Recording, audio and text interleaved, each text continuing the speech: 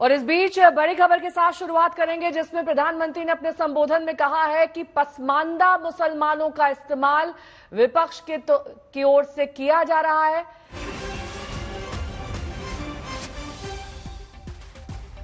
पसमानदा मुसलमान राजनीति के शिकार हो रहे हैं, प्रधानमंत्री नरेंद्र मोदी का ये कहना है। जो सवाल बड़े विश्वास के साथ जाइए और उनके सुख दुख दूर करने में, उनकी कठिनाइयों को दूर करने में एक कार्यकर्ता के नाते समानता का भाव से आप प्रयास कीजिए। जरूर वो आपकी बात मानेंगे, समझेंगे भी। आइए अगला सवाल पूछते हैं।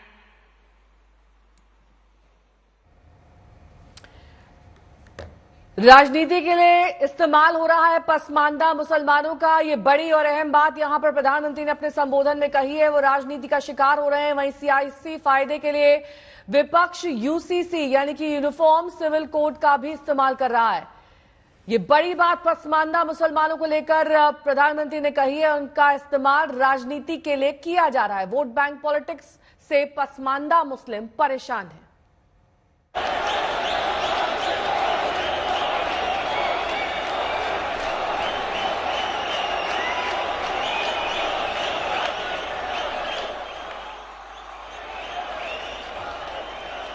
अच्छा, मैं आपको एक और बात बताना चाहता हूं।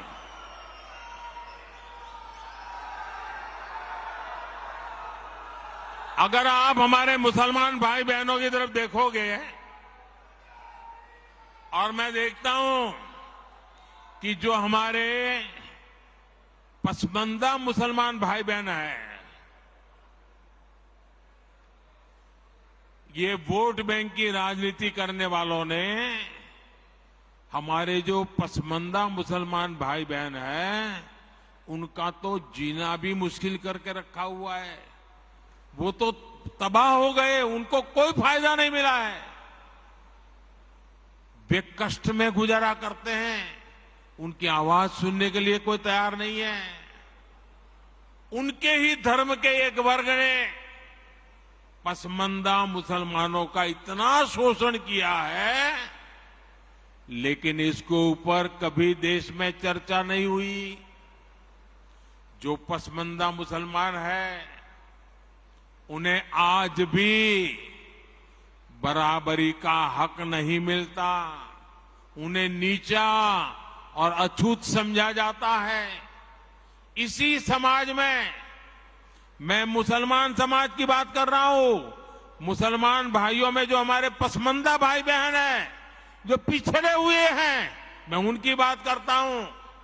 पसमानदा मुसलमान मोची होते हैं, भिस्ती होते हैं, जोगी होते हैं, लाल बेंगी होते हैं, भटियारा होते हैं, मिरासी होते हैं, डफाली होते हैं, मुकेरी होते हैं, मदारी होते हैं, जुलाहा होते हैं, लंबाई होते हैं, बेदा होते हैं, बामणिया भी होते हैं, छिया होते हैं, लहरी होते हैं, हल्दर होते हैं, सिकदर होते हैं।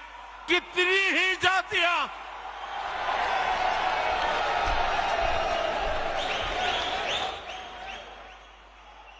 ये सब इतने पिछड़े रहे हैं, इनके साथ इतना भेदभाव हुआ है। भाइयों बहनों, इस भेदभाव का नुकसान उनकी कई पीढ़ियों को भुगतना पड़ा। लेकिन भाजपा देश के हर नागरिक के लिए सबका साथ, सबका विकास की भावना से काम कर रही है। आयुष्मान भारत योजना ने उन्हें भी स्वास्थ्य सुविधा का हक दिया है। पीएम आवास योजना के तहत उन्हें भी अपना पक्का घर मिल रहा है। बीजेपी के कार्यकर्ता जब इन तथ्यों और तर्कों के साथ मुसलमान भाई बहनों के पास जाएंगे तो उन्हें ज्यादा बेहतर तरीके से समझाएंगे और उनका भ्रम भी दूर होगा। और इसलिए आपने जो सवाल मुझे बहन जी पूछा है, बड़े विश्वास के साथ जाइए और उनके सुख दुख दूर करने में, उनकी कठिनाइयों को दूर करने में एक कार्यकर्ता के नाते समानता का भाव से आप प्रयास कीजिए। जरूर वो आपकी बात मानेंगे, समझेंगे भी। आइए अगला सवाल पूछते हैं। को गुमराह करके कुछ लोगों को बरगलाकर झूठे आरोप लगाकर सत्ता हासिल की जाए। आप जरा प्यार से बैठिए भैया। आपका उत्साह, जब बूथ में आप जाएंगे वहां उत्साह दिखाना। आजकल जरा ध्यान से सुनिए, आपको मजा आएगा। एक बात मैं आपको बताता हूं। आप बैठिए, आगे आने की कोशिश मत कीजिए भैया, आप बैठिए। आजकल एक नया शब्द बहुत पॉपुलर किया जा रहा है। वो शायद शब्द आपके कान पर भी आया होगा। वो जो नया शब्द पॉपुलर किया जा रहा है, वो शब्द है गारंटी। बार बार शब्द आता है गारंटी। भाजपा के कार्यकर्ताओं की ये बहुत बड़ी जिम्मेदारी है कि लोगों को बताएं कि असल में ये विपक्षी दल किस चीज की गारंटी है। जानना चाहिए ना भाई, ये विपक्षी सब जो है वो किस चीज की गारंटी है। ये सारे लोग, ये दल गारंटी है भ्रष्टाचार की। ये गारंटी है लाखों करोड़ रुपयों के घोटालों की। कुछ दिन पहले इनकी एक फोटो ऑप कार्यक्रम हुआ था। मिलकर के फोटो निकालने का एक कार्यक्रम हुआ था। इस बैठक में शामिल दलों के इतिहास को देखेंगे तो पता चलेगा कि वो सब मिलकर के, जितने भी लोग वो फोटो में दिखते हैं ना, एक एक को जरा देख लीजिए। उन सबका मिलकर के टोटल लगाएंगे तो ये सारे मिलकर के कम से कम 20 लाख करोड़ के घोटाले की गारंटी है।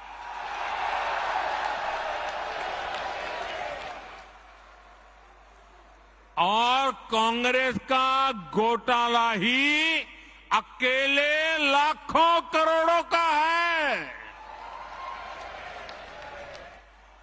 1,86,000 करोड़ का कोयला घोटाला, 1,76,000 करोड़ का 2G घोटाला, 70,000 करोड़ रुपए का कॉमनवेल्थ घोटाला शामिल है, 10,000 करोड़ रुपए का मनरेगा घोटाला, हेलीकॉप्टर से लेकर सबमरीन तक कांग्रेस के घोटाले से कोई ऐसा क्षेत्र नहीं है जो कांग्रेस के घोटाले की हाथ का शिकार न हुआ हो। अब दूसरा देखिए, आरजेडी हजारों करोड़ के घोटाले का आरोप है। चारा घोटाला, अलकतरा घोटाला, पशुपालन शेड घोटाला, बाढ़ राहत घोटाला। आरजेडी के घोटालों की इतनी लंबी सूची है, अदालतें भी थक गई। एक के बाद एक सजा घोषित करती चली जा रही है। उधर तमिलनाडु में देखिए, डीएमके पर अवैध तरीके से 1.25 करोड़ की संपत्ति बनाने का आरोप, टीएमसी पर भी 23,000 करोड़ रुपए से ज्यादा के घोटाले का आरोप, रोजवेली घोटाला, शारदा घोटाला, शिक्षक भर्ती घोटाला, गो तस्करी घोटाला और कोयला तस्करी घोटाला। बंगाल के लोग ये घोटाला कभी भूल नहीं सकते। अगर मैं एनसीपी की बात करूं तो एनसीपी पर भी करीब 70,000 करोड़ रुपए के घोटालों का आरोप है। महाराष्ट्र स्टेट कोऑपरेटिव बैंक घोटाला, महाराष्ट्र सिंचाई घोटाला, अवैध खनन घोटाला, इनकी लिस्ट भी बहुत लंबी है। इन पार्टियों के घोटालों का मीटर कभी डाउन ही नहीं होता। मैं तो कहूंगा कि बीजेपी के किसी कार्यकर्ता को कोशिश करनी चाहिए कि इन पार्टियों का घोटाला मीटर बनाने की एक बढ़िया, आप में से जो इनोवेटिव हो ना, बढ़िया इनके घोटालों का मीटर बना दीजिए। हाँ, इन पार्टियों के पास घोटालों का ही अनुभव है, इसलिए अगर कोई गारंटी है इनकी तो एक ही गारंटी है, और वो गारंटी है घोटालों की गारंटी। अब देश को तय करना है, क्या ये घोटालों की गारंटी को देश स्वीकार करेगा? देश स्वीकार करेगा? लेकिन दोस्तों, मैं आपके बीच में से पल करके बड़ा हुआ हूं, आपसे साथ काम करते करते आपने मुझे यहां पहुंचाया है, तो आज मैं भी एक गारंटी देना चाहता हूं। दे दूं? दे दूं? दे दूं? अगर उनकी घोटाले की गारंटी है तो मोदी की भी एक गारंटी है।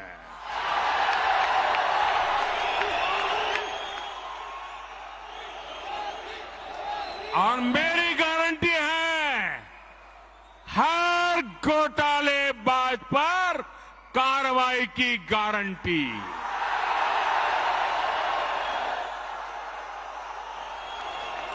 हर चोर लुटेरे पर कार्रवाई की गारंटी। जिसने गरीब को लूटा है, जिसने देश को लूटा है, उसका हिसाब तो हो करके रहेगा।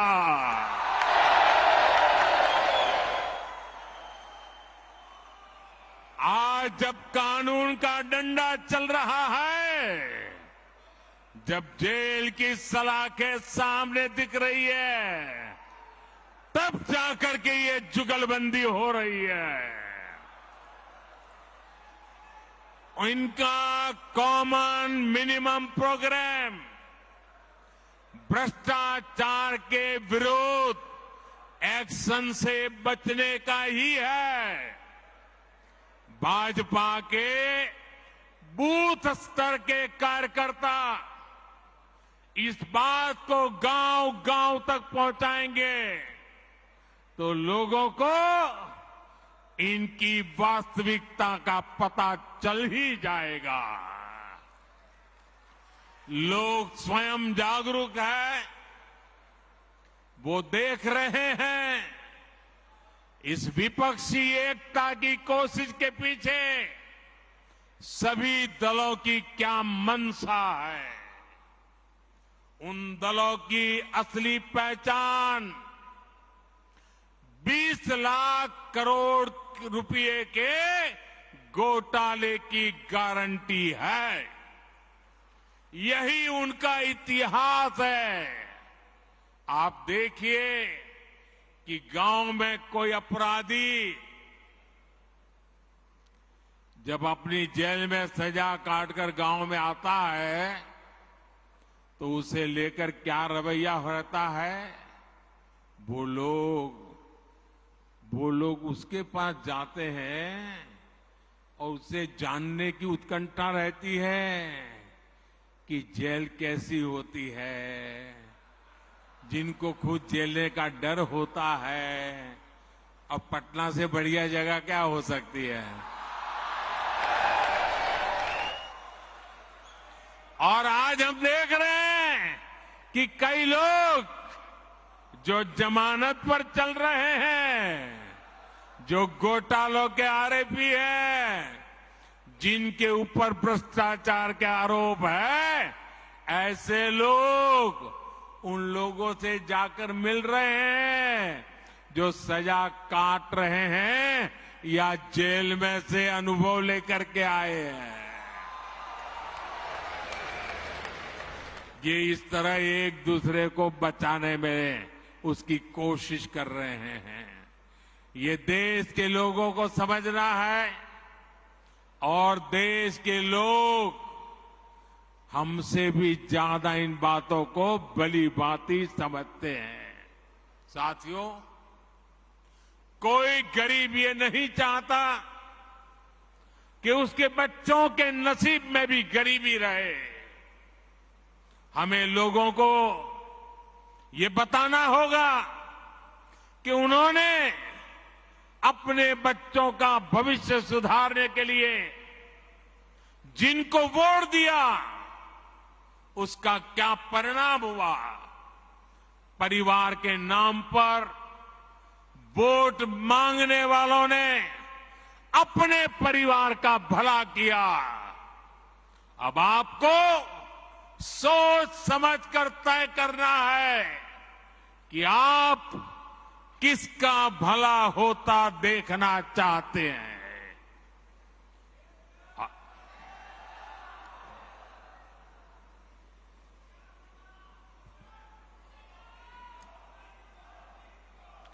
आपको गांधी परिवार के बेटे बेटी का विकास करना हो तो फिर कांग्रेस को वोट दीजिए। आपको मुलायम सिंह जी के बेटे का भला करना है तो फिर समाजवादी पार्टी को वोट दीजिए। अगर आप लालू परिवार के बेटे बेटियों को उनका भला करना चाहते हो तो आरजेडी को वोट दीजिए। आपको शरद पवार जी की बेटी का भला करना हो तो आप एनसीपी को वोट दीजिए। आपको अब्दुल्ला परिवार के बेटे का भला करना हो तो आप नेशनल कॉन्फ्रेंस को वोट दीजिए। आपको करुणानिधि जी के बेटे बेटियों पोते पोतियों का भला करना हो तो डीएमके को वोट दीजिए। आपको के चंद्रशेखर राव की बेटी का भला करना हो तो आप बीआरएस को वोट दीजिए। लेकिन मेरी बात ध्यान से सुनिएगा।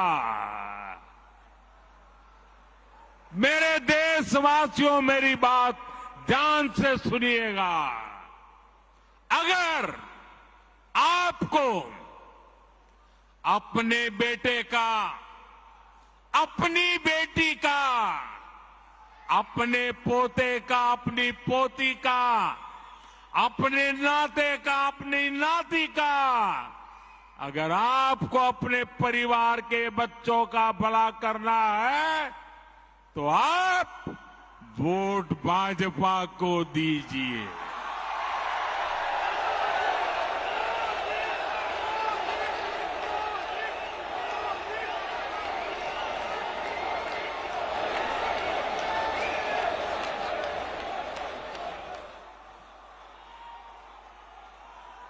क्षमा करना दोस्तों, मेरा जवाब जरा लंबा हो गया।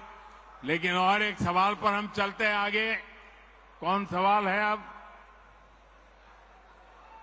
अगला प्रश्न सभागृह में राजस्थान राज्य से पधारे कार्यकर्ता श्री रचित कछवा। सादर वंदे विश्व नायक जी। मैं वीर भूमि राजस्थान की हृदय स्थली अजमेर और ब्रह्मानगरी अजमेर के उत्तर विधानसभा क्षेत्र के बजरंग मंडल के 108 क्रमांक बूथ से आया हूं। मेरा एक सवाल है कि हमारी बहुत सारी योजनाएं हैं जिसमें बचत की बात कही गई है, लेकिन हम बूथों पर जाकर के ये कैसे लोगों को समझाएं कि ये भाजपा की योजनाओं के कारण उनके घरों में इतनी सारी बचत हुई है, हमारी सरकारों के कारण ही उनको इतनी सारी बचत मिल पा रही है। ये हम बूथों पर जाकर के कैसे समझाएं माननीय प्रधानमंत्री जी? ये बहुत ही अच्छा सवाल आपने पूछा है। ये मेरे सभी जो वीसी पर भी कार्यकर्ता बैठे हैं उनको भी ये जवाब बहुत काम आएगा, आप लोगों को भी बहुत काम आएगा, और इसलिए मैं इस सवाल को थोड़ा सा ढंग से समझाना चाहता हूं आपको। देखिए, आज भारत दुनिया के उन देशों में है जहां विकास तेजी से हो रहा है और महंगाई दर नियंत्रण में है। आप कल्पना कर सकते हैं कि कोरोना के बाद दुनिया के कितने ही देश हैं जहां महंगाई ने सारे रिकॉर्ड तोड़ दिए हैं। उन देशों में गरीब हो, मध्यम वर्ग हो, आज महंगाई की वजह से हाहाकार मचा हुआ है। आप हमारे पड़ोस में ही देखें तो पाकिस्तान में महंगाई दर कितनी है? 38% से ज्यादा महंगाई है, 38%। श्रीलंका में महंगाई दर कितनी है? 25% से ज्यादा है। बांग्लादेश में महंगाई कितनी है? 10% के आसपास है। और भारत में महंगाई का दर कितना है? 5% से भी कम है। यानी कोरोना के बावजूद, इतने समय से चले जा रहे युद्ध के बावजूद भारत में हमने महंगाई को बेकाबू नहीं होने दिया है। और आपने ये बात बहुत अच्छी कही कि भाजपा सरकार का जोर तो लोगों को ज्यादा से ज्यादा बचत कराने पर है। अब जैसे मोबाइल डेटा का उदाहरण ले, ये आपको काम आएगा जरा। ये जो मोबाइल डेटा है ना, आप कभी यूट्यूब दिखना फलाना करते होंगे तो आपको जरा ध्यान करेगा। आज हर भारतीय हर महीने करीब एवरेज करीब 20 जीबी डेटा इस्तेमाल करता है। आप मोबाइल फोन का उपयोग करते हैं, 20 जीबी डेटा। अगर 2014 से पहले जब हमारे देश में कांग्रेस की सरकार थी, उस समय 1 जीबी डेटा अगर आप उपयोग करते थे तो उसकी कीमत लगती थी 300 रुपया, करीब 300 रुपया। उस हिसाब से अगर आज आप देखते तो आपका मोबाइल का बिल हर महीने कम से कम 6,000 रुपया महीने आता। अगर 2014 वाली कांग्रेस की सरकार के हिसाब से देखें तो आज मोबाइल का फोन एवरेज आपका 6,000 रुपया आता। लेकिन भाजपा सरकार ने डेटा को गरीब के लिए बिल्कुल सस्ता कर दिया है। इसलिए अब आपका मोबाइल 20 जीबी डेटा के लिए उसको कितना देना पड़ता है? मुश्किल से 200-300 रुपया देना पड़ता है। तो सवालों के जवाब के साथ साथ विपक्ष पर भी करारा वार, एक के बाद एक प्रधानमंत्री का। सीधे आपको लिए चलेंगे भोपाल, जहां पर बूथ कार्यकर्ताओं को प्रधानमंत्री संबोधित कर रहे हैं। हाँ, बताइए।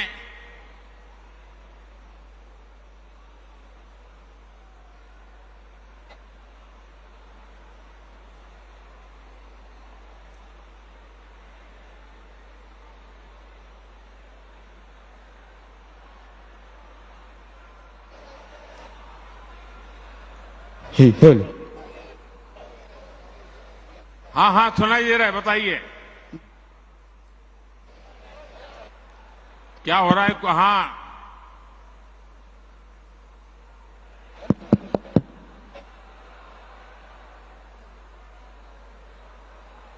आप जब थपथपाते हैं तो सुनाई देता है, बोलना भाई सारंगी जरा इसको क्या प्रॉब्लम है, इनको जरा देखो।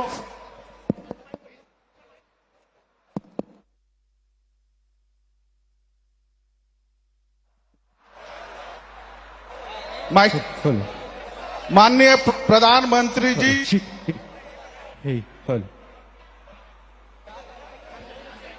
आपकी आवाज सुनाई दे रही है, आप सब कुछ गड़बड़ किए बिना बोलना शुरू करो।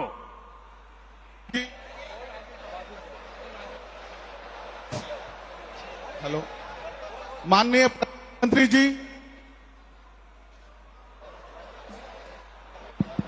Mic problem, mic. माननीय प्रधानमंत्री जी, जिलों की नगरी भोपाल में आपका स्वागत है, वंदन है, अभिनंदन है। मैं छत्तीसगढ़ की पावन धरा से आपको मेरी ओर से हाथ जोड़ के जय जोहार, सेवा जोहार करता हूं।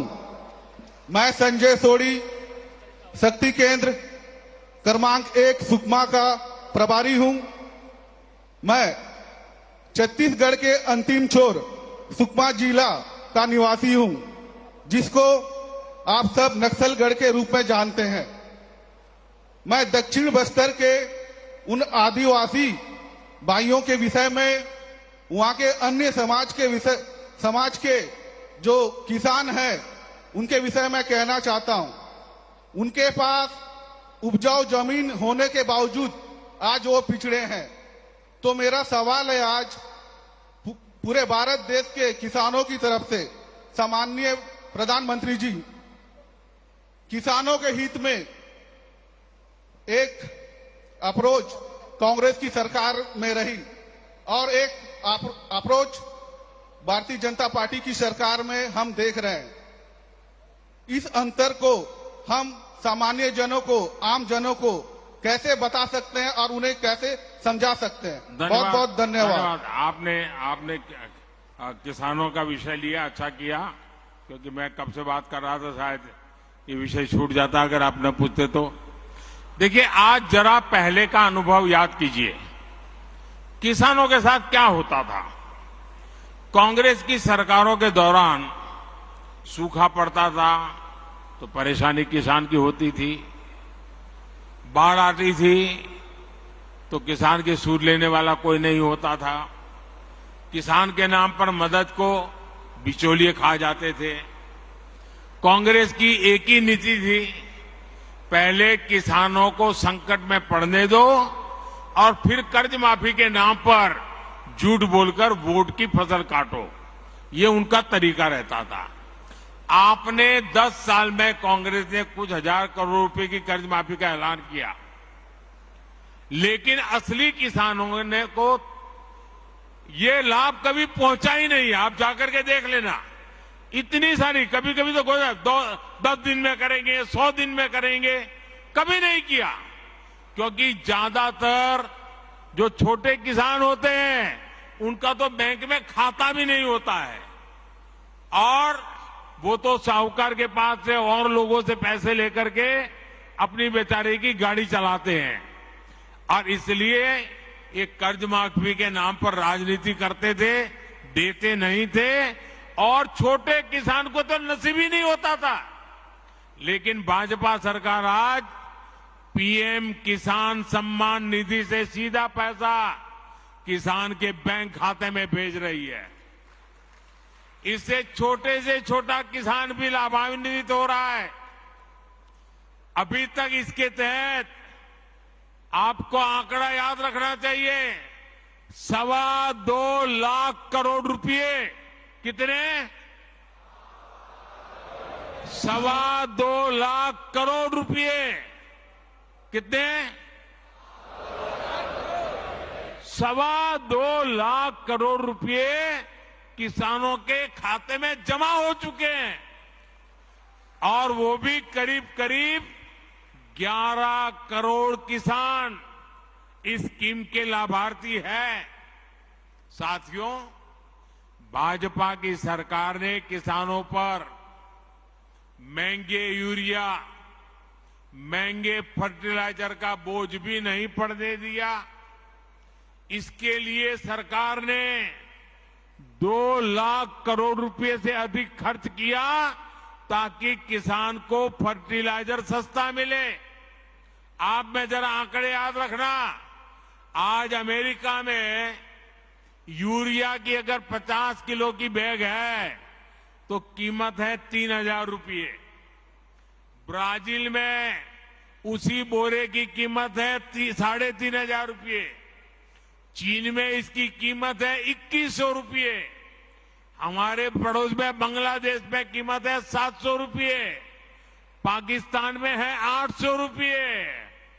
लेकिन भारत के किसानों को वही यूरिया सिर्फ 270 रुपये के भी कम कीमत में मिल रहा है, क्योंकि भारत सरकार वो बोझ उठा रही है। देखिए, मैं आपको श्री अन्न यानी मिलेट्स के भी बात दोहराऊंगा। अभी मैं मिस्र में था तो वहां मिलेट्स की काफी चर्चा हुई। वहां के लोगों को गेहूं बाहर से मंगाना पड़ता है। मैंने उन्हें भारत के मिलेट्स यानी मोटे अनाज के बारे में बताया। भारत के करीब 2.5 करोड़ से ऐसे किसान हैं जो मिलेट्स की, मोटे अनाज की खेती करते हैं। वे कम पानी में विपरीत परिस्थितियों में भी मिलेट्स पैदा करते हैं। फिलहाल प्रधानमंत्री किसानों पर बोलते हुए, लेकिन इस बीच इससे पहले हमने सुना कि कैसे विपक्ष को आड़े हाथ प्रधानमंत्री ने लिया। उन्होंने कहा कि घोटालों का एक मीटर बनाना चाहिए। सभी विपक्षी दल जब एक साथ जुटे तो वो फोटो अपॉर्चुनिटी था। किसने कितना घोटाला किया है ये ट्रैक रखना बहुत मुश्किल है, क्योंकि सभी चोर हैं, लुटेरे हैं और उन सभी पर कार्रवाई की गारंटी है। जिसने देश को लूटा है उसका हिसाब होकर रहेगा।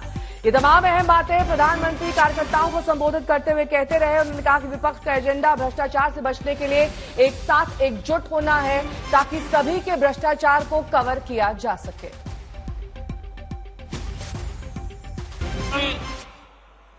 एक नया शब्द बहुत पॉपुलर किया जा रहा है। वो शायद शब्द आपके कान पर भी आया होगा। वो जो नया शब्द पॉपुलर किया जा रहा है वो शब्द है गारंटी। बार बार शब्द आता है गारंटी।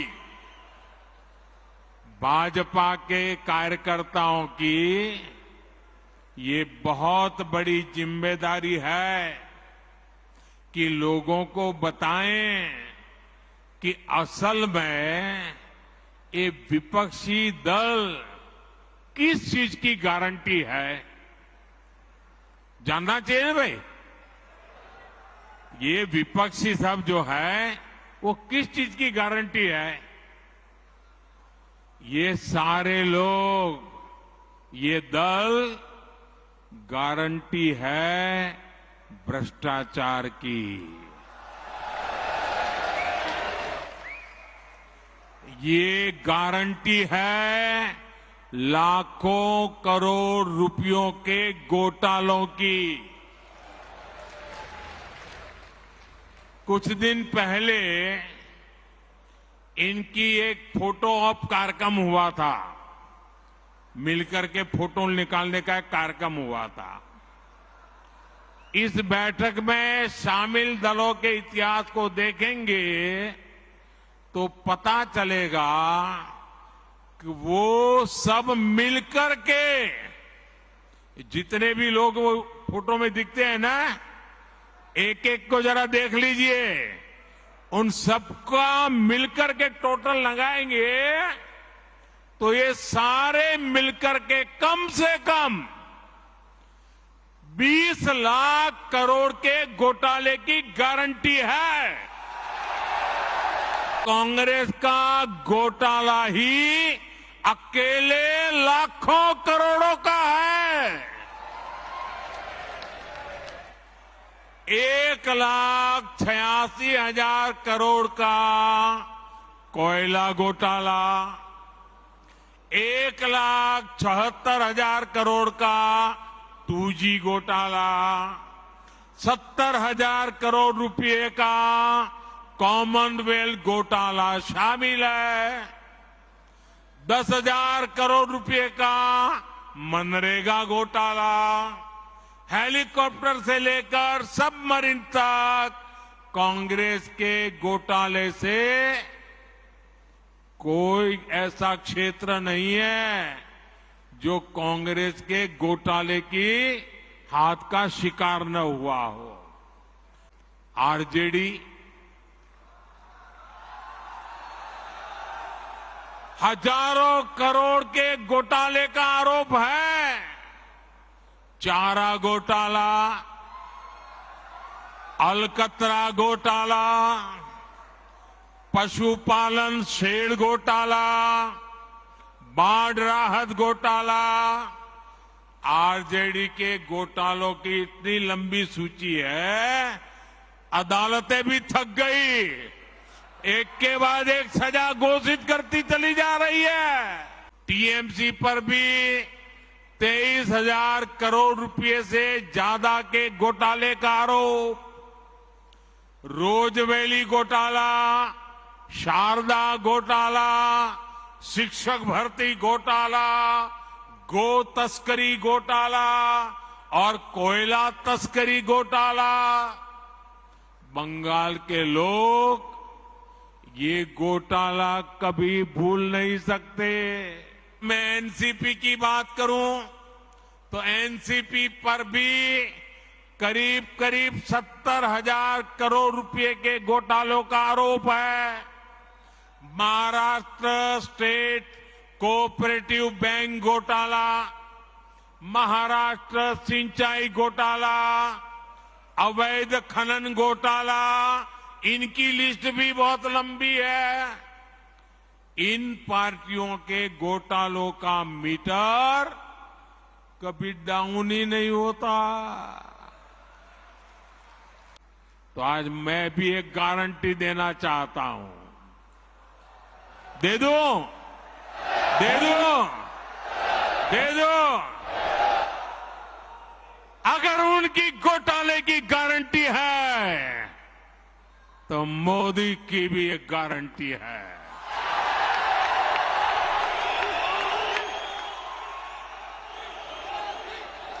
और मेरी गारंटी है, हर घोटालेबाज पर कार्रवाई की गारंटी।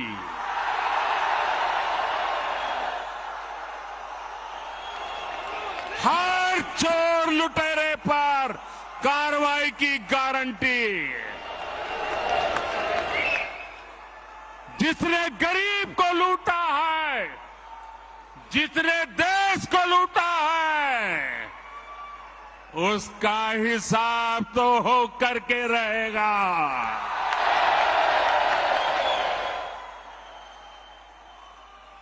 आज जब कानून का डंडा चल रहा है, जब जेल की सलाखें सामने दिख रही है, तब जाकर के ये जुगलबंदी हो रही है। इनका कॉमन मिनिमम प्रोग्राम भ्रष्टाचार के विरुद्ध एक्शन से बचने का ही है।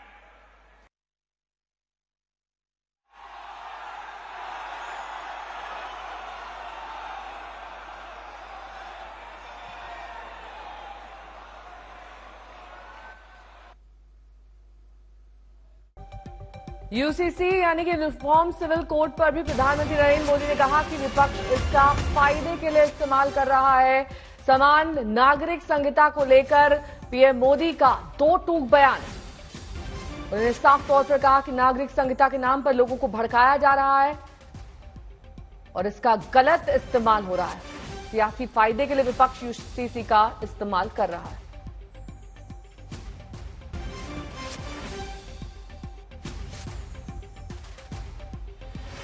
लंच ब्रेक में मेरे साथ अभी के लिए बस इतना ही। देश और दुनिया की तमाम खबरों के लिए आप देखते रहिए आज तक।